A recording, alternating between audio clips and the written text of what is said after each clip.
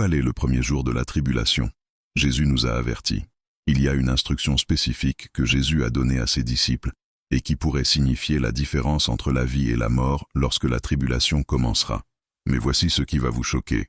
Moins de 5% des chrétiens d'aujourd'hui savent quelle est cette instruction. Vous serez choqués de découvrir les 7 révélations sur le début de la tribulation. Révélation 1. Le premier jour de la tribulation. L'abomination de la désolation revient. Jésus a parlé d'une grande désolation qui marquerait le début de la pire période de l'histoire humaine. Daniel 9 la décrit également. Révélation 2. Où vous enfuir? Apocalypse 12 nous le dit. Mais voici la question qui peut littéralement vous sauver la vie. Quand Jésus a dit de fuir dans les montagnes, quelles montagnes? Quand il a dit de courir, où exactement devez-vous courir? Ce n'est pas une question académique. Ce n'est pas de la spéculation théologique. Si vous vous trouvez face à l'abomination de la désolation, connaître le mauvais endroit peut signifier la différence entre une protection surnaturelle et une mort certaine. La réponse est cachée dans Apocalypse 12 depuis près de 2000 ans, attendant la génération qui en aurait besoin. Apocalypse 12:6 nous donne le premier indice. Et la femme s'enfuit dans le désert, où elle avait un lieu préparé par Dieu, pour qu'elle y fût nourrie pendant 1260 jours. La femme représente Israël, spécifiquement le reste croyant d'Israël, qui reconnaîtra la tromperie de l'Antichrist et fuira sa persécution. Mais le principe s'applique à tous les croyants qui se trouveront dans la tribulation. Observez 3 détails cruciaux qui détermineront votre survie. Premièrement, un lieu préparé par Dieu. Ce n'est pas n'importe quel endroit dans le désert. Ce n'est pas une instruction générique d'aller dans des zones rurales ou de trouver n'importe quelle grotte. Dieu a préparé un lieu spécifique, choisi d'avance, équipé pour ce qui va arriver. Deuxièmement, pour qu'elle y fût nourrie. Il ne s'agit pas seulement de trouver une cachette. Il s'agit de trouver un endroit où Dieu pourvoira surnaturellement à la nourriture, à l'eau et à tout ce qui est nécessaire à la survie, exactement comme il a nourri Israël dans le désert du Sinaï pendant 40 ans. Troisièmement, 1260 jours, exactement 3 ans et demi, la moitié de la période de 7 ans de la tribulation. Ce refuge dans le désert n'est pas une cachette temporaire. C'est un sanctuaire à long terme pour toute la seconde moitié de la tribulation. Mais voici ce qui va vous époustoufler. Dieu pourrait avoir préparé cet endroit depuis des milliers d'années. Dieu aurait-il déjà préparé un lieu physique, attendant en silence ce moment? Le désert dans la prophétie biblique n'est pas seulement symbolique, il est géographique. Lorsque Dieu a dit à Israël de voyager dans le désert pendant 40 ans, il ne voulait pas dire qu'il devait développer une mentalité de désert. Il voulait dire qu'il vivrait littéralement dans le désert physique, entre l'Égypte et la terre promise. Lorsqu'Élie s'est enfui dans le désert, ce n'était pas pour un état d'esprit spirituel. Il est allé dans le désert réel, où Dieu l'a nourri par des corbeaux et l'a soutenu près d'un ruisseau. Lorsque David fuyait Saül, il ne s'est pas retiré dans un isolement émotionnel. Il s'est caché dans des grottes littérales dans le désert physique de Judée. Le schéma est cohérent. Quand Dieu dit désert, il veut dire désert réel. Mais que signifie désert dans le contexte de la fin des temps?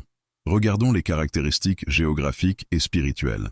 Géographiquement, un lieu isolé des grands centres de population, difficile d'accès pour les forces militaires conventionnelles, naturellement défendables, avec des sources d'eau et un potentiel pour une vie durable. Spirituellement, un lieu d'épreuve, de raffinement et de dépendance totale à Dieu, où les systèmes humains échouent et où la provision divine devient essentielle à la survie.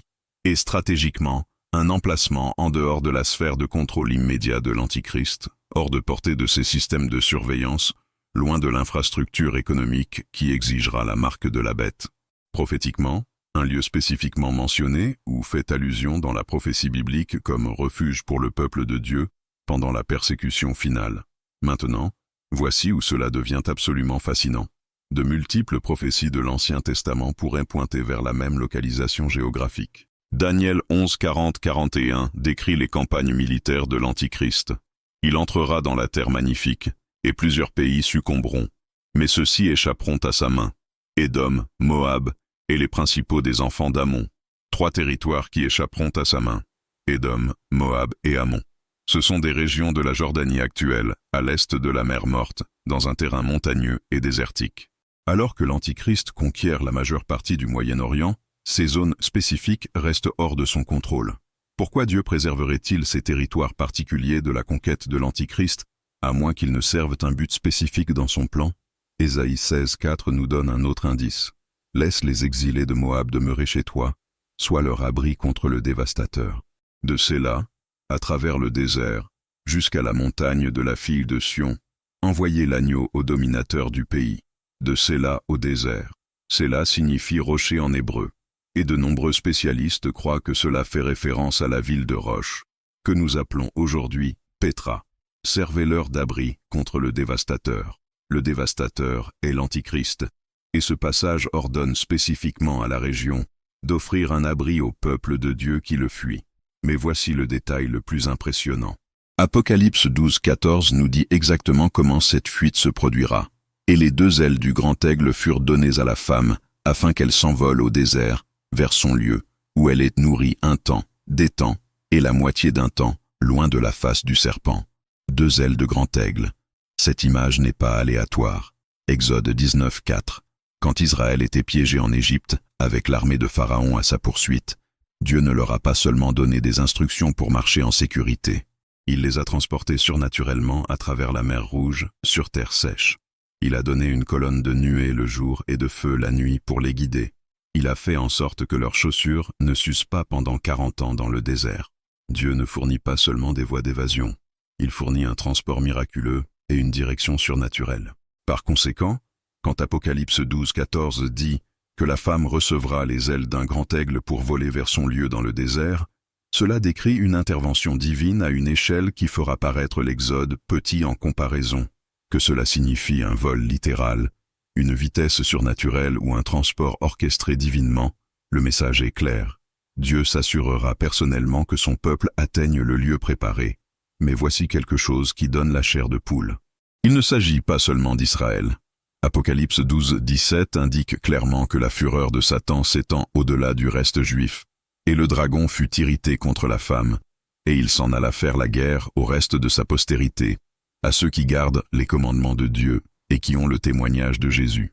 Le reste de sa postérité, les croyants gentils qui se trouvent dans la tribulation, seront également la cible de la persécution de Satan. Pensez à la logistique.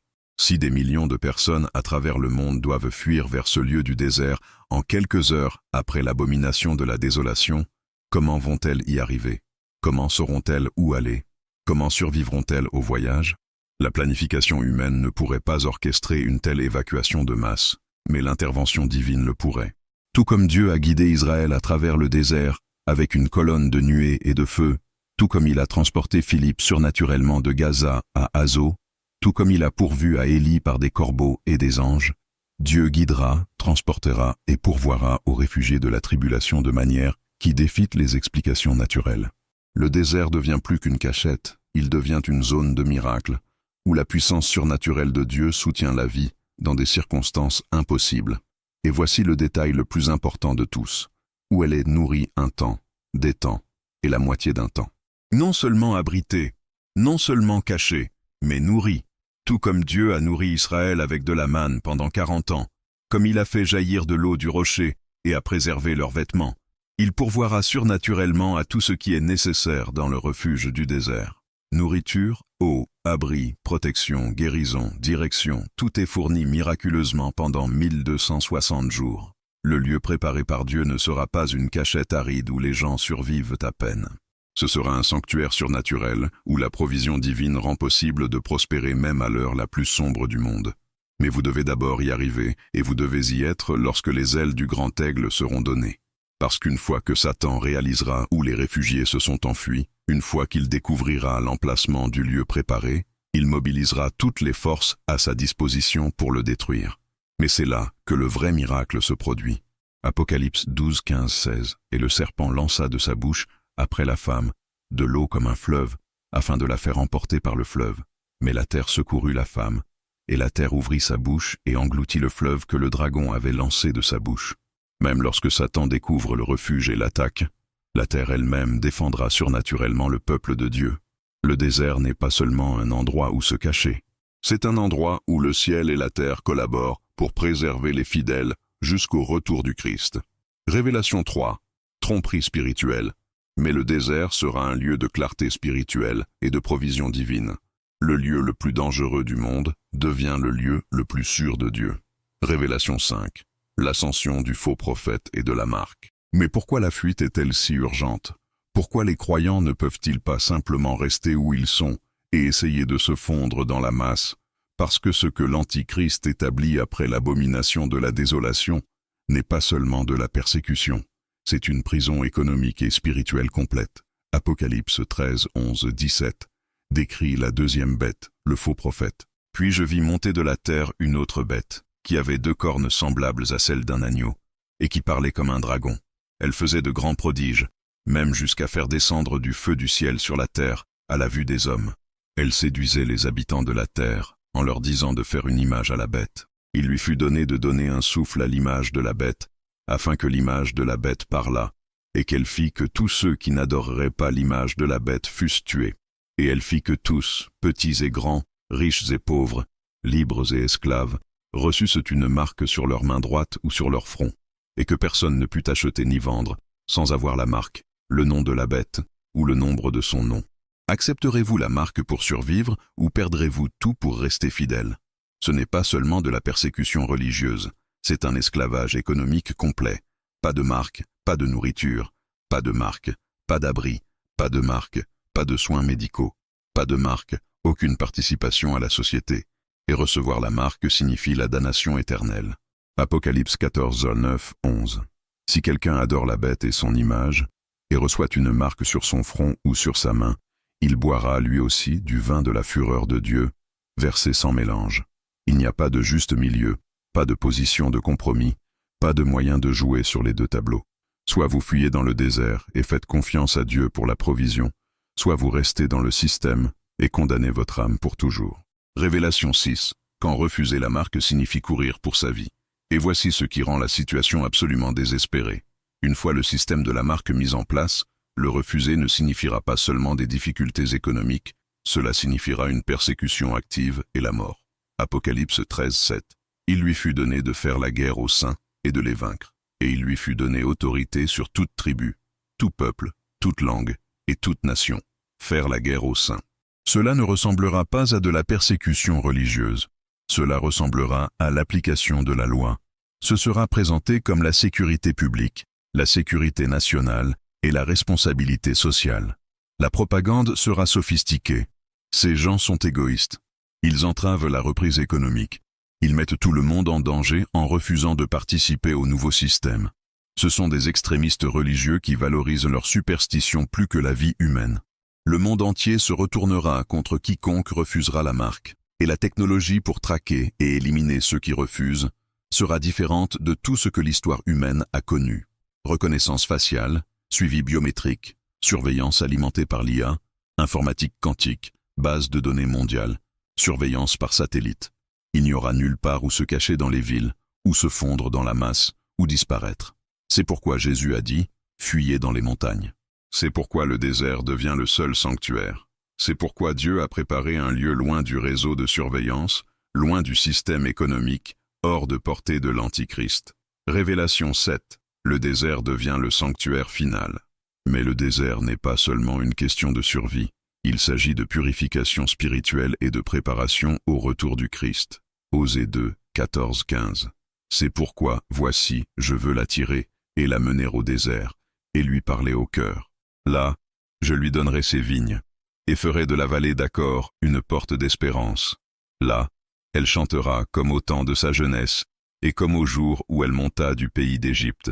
Le désert devient un lieu de communion intime avec Dieu, loin des distractions de la vie moderne, loin des tromperies du système de l'Antichrist, loin du bruit et du chaos d'un monde qui s'effondre.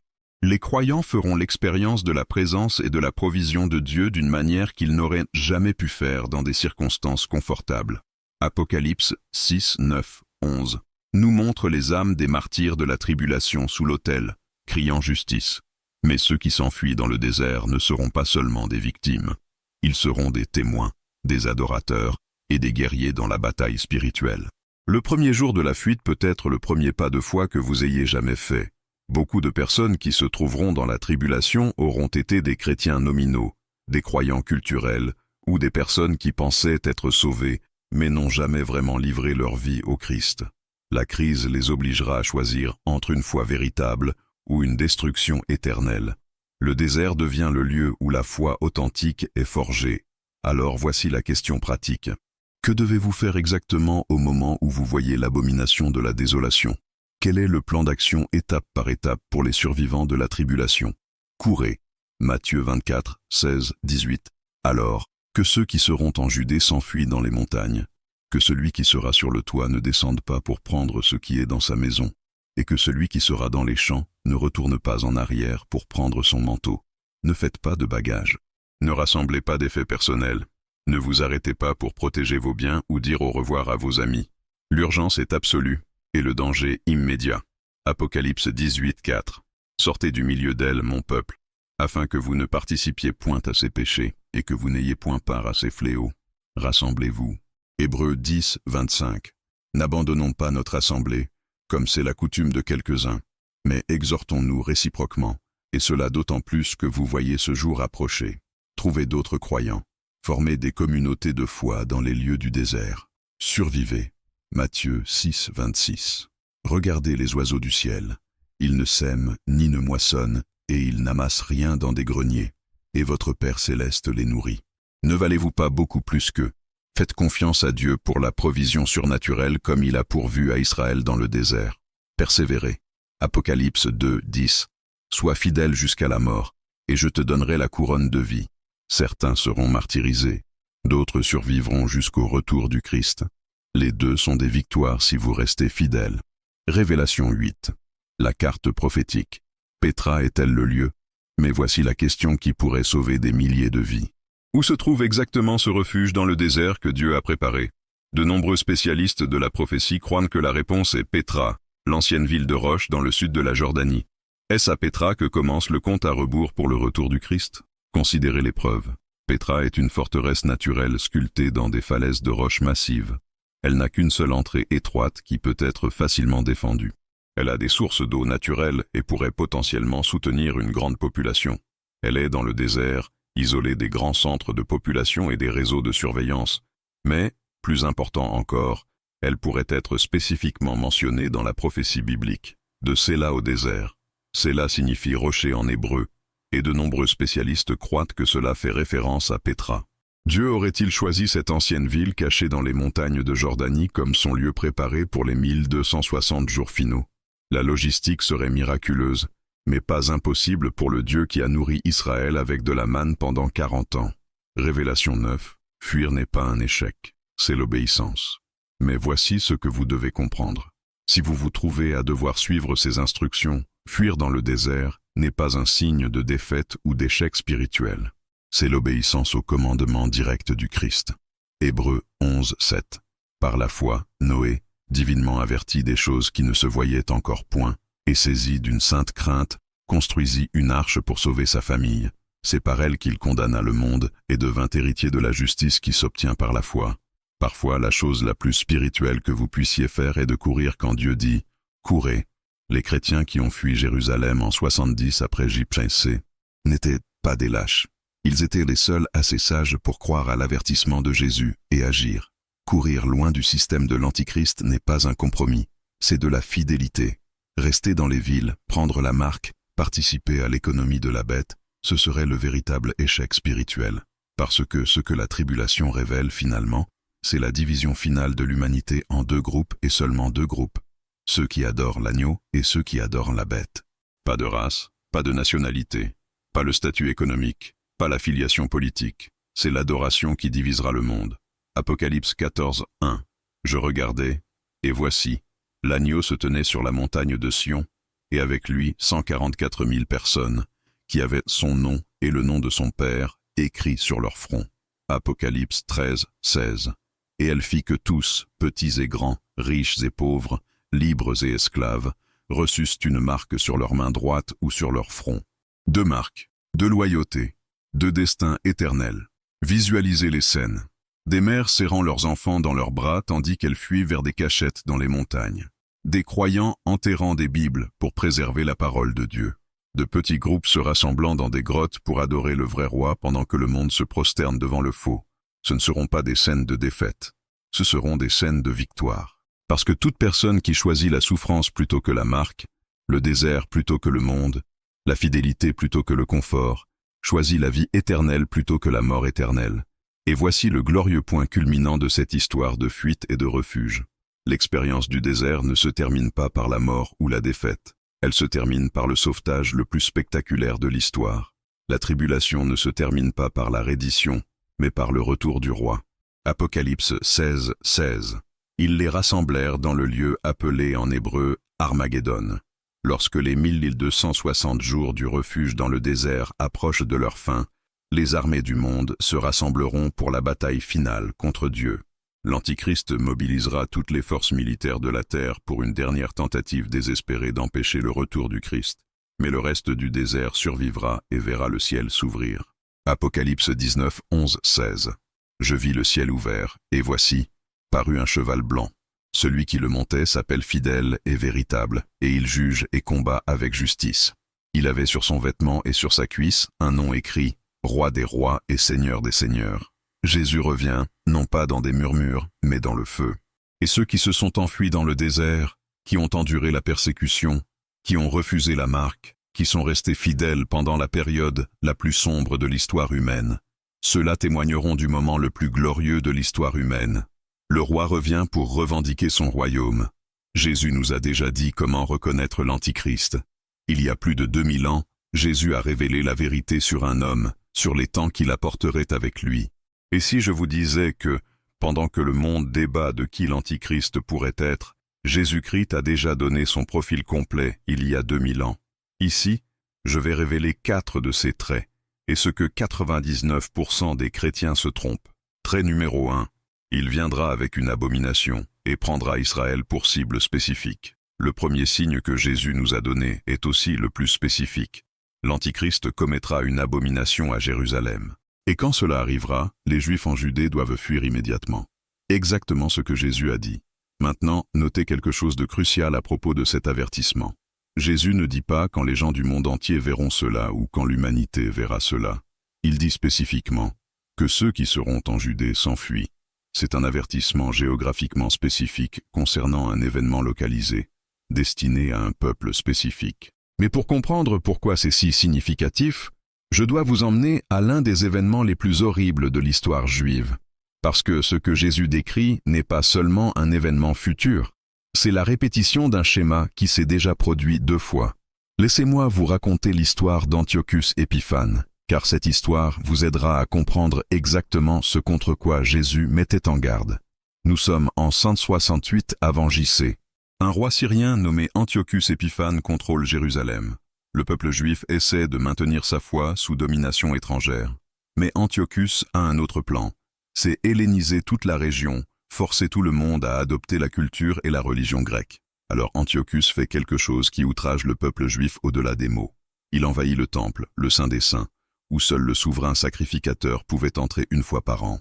Il érige un autel à Zeus, sacrifie un porc sur l'autel sacré, puis érige une statue de Zeus dans le temple, exigeant que tous l'adorent. Ce fut une abomination, une profanation délibérée du lieu le plus saint de la terre, et la réponse juive fut immédiate et violente. C'est le début de la révolte des Maccabées, conduisant à des années de guerre, jusqu'à ce que le temple soit finalement purifié et débarrassé, un événement que nous célébrons encore aujourd'hui sous le nom de Hanouka. Mais voici ce qui est prophétiquement significatif. Le prophète Daniel avait prédit exactement cet événement 400 ans auparavant. Dans Daniel 11, 31, il a écrit « Des troupes se présenteront sur son ordre. Elles profaneront le sanctuaire, la forteresse. Elles feront cesser le sacrifice perpétuel et dresseront l'abomination de la désolation. » Lorsque Jésus se réfère à l'abomination de la désolation dont a parlé le prophète Daniel, il relie cet événement futur à ce schéma historique. Mais il y a plus. Daniel n'a pas seulement prophétisé sur Antiochus, il a prophétisé sur de multiples abominations. Et Jésus met en garde contre la finale. En 70 après J.C., nous avons vu un autre accomplissement partiel lorsque les légions romaines ont détruit le temple et planté leurs étendards d'aigle là où se trouvait le Saint des Saints. Mais ce n'était pas l'accomplissement complet dont Jésus a parlé, car il n'a pas été suivi par les autres signes qu'il a décrits. Alors, contre quoi Jésus met-il en garde pour l'avenir? Il met en garde contre un temps où un autre leader mondial entrera dans un temple reconstruit à Jérusalem et commettra un acte si blasphématoire, si outrageux pour Dieu et pour le peuple juif, qu'il déclenchera le compte à rebours final de son retour. Et voici où cela devient absolument fascinant d'un point de vue prophétique. Pour que cette prophétie s'accomplisse, plusieurs choses doivent être en place. Il doit y avoir un temple à Jérusalem. Il doit y avoir une présence juive sur la terre. Il doit y avoir une sorte de système religieux ou d'offrande qui puisse être profané. Pendant 1878 ans, de 70 après J.A.C. à 1948, cela a semblé impossible. Le peuple juif était dispersé dans le monde. Jérusalem était contrôlée par des puissances étrangères. Il n'y avait pas de temple, pas de sacrifice, pas de voie visible pour que cette prophétie s'accomplisse. Mais alors, quelque chose de remarquable s'est produit. En 1948, Israël est né de nouveau en tant que nation. En 1967, Jérusalem est revenue sous contrôle juif pour la première fois en près de 2000 ans. Et aujourd'hui, pour la première fois depuis 70 après J.C., nous avons des mouvements religieux juifs qui préparent activement la reconstruction du temple. L'Institut du Temple à Jérusalem a recréé tous les ustensiles, vêtements et instruments nécessaires au service. Ils ont formé des prêtres aux procédures, mais il y a quelque chose de plus à propos de ce premier signe qu'il est crucial de comprendre, et cela se connecte aux événements actuels d'une manière qui devrait attirer votre attention. Jésus a spécifiquement averti les gens en Judée de fuir, pas les gens du monde entier, pas les chrétiens en général, mais les gens en Judée, c'est-à-dire les Juifs vivant en Israël. Pourquoi cette cible est-elle si spécifique? Parce que la haine de l'Antichrist n'est pas aléatoire, elle est ciblée. Tout au long de l'histoire, Satan a tenté de détruire le peuple juif parce qu'il sait que le plan prophétique de Dieu passe par Israël. S'il peut éliminer le peuple juif, il peut empêcher l'accomplissement des promesses de Dieu. Nous avons vu ce schéma se répéter à maintes reprises. Pharaon a essayé de détruire les Hébreux en Égypte. Aman a essayé de les éliminer en Perse. Antiochus a essayé d'éradiquer leur religion. Et l'Antichrist fera une dernière tentative. Mais ce qui rend cette tentative finale différente de toutes les autres, et nous amène directement au deuxième signe, est: l'abomination ne déclenchera pas seulement la persécution des Juifs, elle déclenchera quelque chose de bien pire. Signe numéro 2, son gouvernement mènera à la grande tribulation. Le deuxième signe que Jésus nous a donné est le plus sombre. Le gouvernement de l'Antichrist déclenchera une période de souffrance sans précédent dans l'histoire humaine. Car alors, il y aura une grande affliction, telle qu'il n'y en a point eu depuis le commencement du monde jusqu'à présent, et qu'il n'y en aura jamais. Matthieu 24, 21. Il ne parle pas d'un conflit régional, d'une catastrophe naturelle, ni d'une guerre entre nations.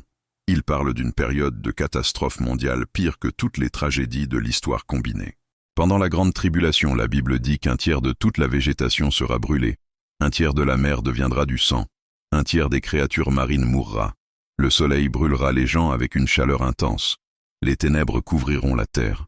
De la grêle d'environ 45 kg tombera. Des tremblements de terre si graves déplaceront des montagnes et des îles de leur lieu. Et ce n'est que la dévastation environnementale. Le coût humain sera encore plus stupéfiant.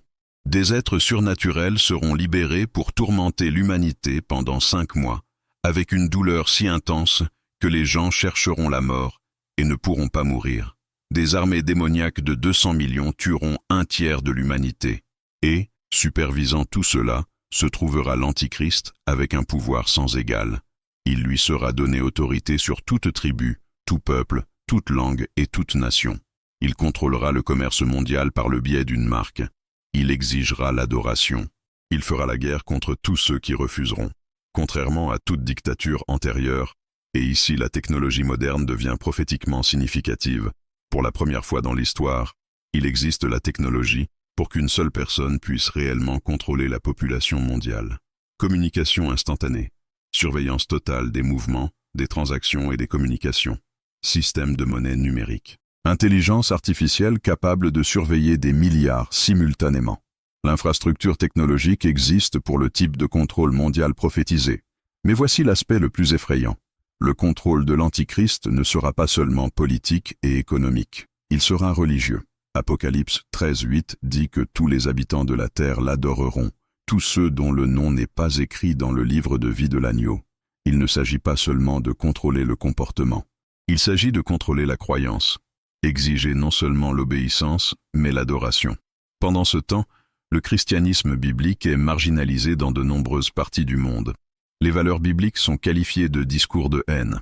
La liberté religieuse est redéfinie. Et des mouvements de spiritualité mondiale se développent, mettant l'accent sur l'unité au-dessus de la vérité, l'expérience au-dessus de l'écriture, le potentiel humain au-dessus de la souveraineté divine, préparant le monde à accepter un leader qui promettra l'illumination spirituelle et l'unité mondiale. Cependant, cette période est aussi celle du jugement de Dieu, ce qui nous conduit au troisième signe, le plus plein d'espoir. Son règne sera limité. Et si ces jours n'étaient abrégés, nulle chair ne serait sauvée. Mais à cause des élus, ces jours seront abrégés. Matthieu 24, 22. Peu importe la puissance que l'Antichrist acquiert, peu importe à quel point le monde semble sombre, peu importe à quel point tout semble désespéré, Dieu reste aux commandes et interviendra pour sauver l'humanité de la destruction totale. Aujourd'hui, pour la première fois, l'anéantissement humain est techniquement possible. L'Antichrist aura accès à tout cela. Mais voici la promesse. Dieu interviendra. Ils seront abrégés. C'est la garantie divine. Et à cause de qui? À cause des élus. L'amour de Dieu pour son peuple motive son action. Et Dieu a déjà défini la durée. Daniel 9, 27 parle d'une semaine, 7 ans, avec la rupture au milieu, 3 ans et demi de plein pouvoir. Apocalypse 13 parle de 42 mois. Apocalypse 12, 6 de 1260 jours. Daniel 7, 25 d'un temps, des temps et la moitié d'un temps. Une précision absolue. L'Antichrist ne pourra pas prolonger son règne d'une heure au-delà de ce que Dieu a fixé. Et la fin, elle commence à Armageddon. Apocalypse 16, 16. Dieu rassemble les ennemis en un seul lieu pour le jugement final. L'Antichrist pensera qu'il rassemble les armées pour détruire Israël. Il encerclera Jérusalem. Il semblera que la destruction est certaine, jusqu'à ce que je vis le ciel ouvert. Apocalypse 19, 11. Jésus revient comme roi conquérant. Apocalypse 19, 20. Et la bête fut prise, et avec elle le faux prophète. Ces deux-là furent jetés vivants dans l'étang ardent de feu et de soufre, sans jugement prolongé, un jugement instantané et éternel. Le même Dieu qui permet l'ascension de l'Antichrist le détruira. Le même qui permet la tribulation y mettra fin. La victoire de Dieu est certaine, déjà garantie à la croix et à la résurrection, et elle sera consommée au retour du Christ.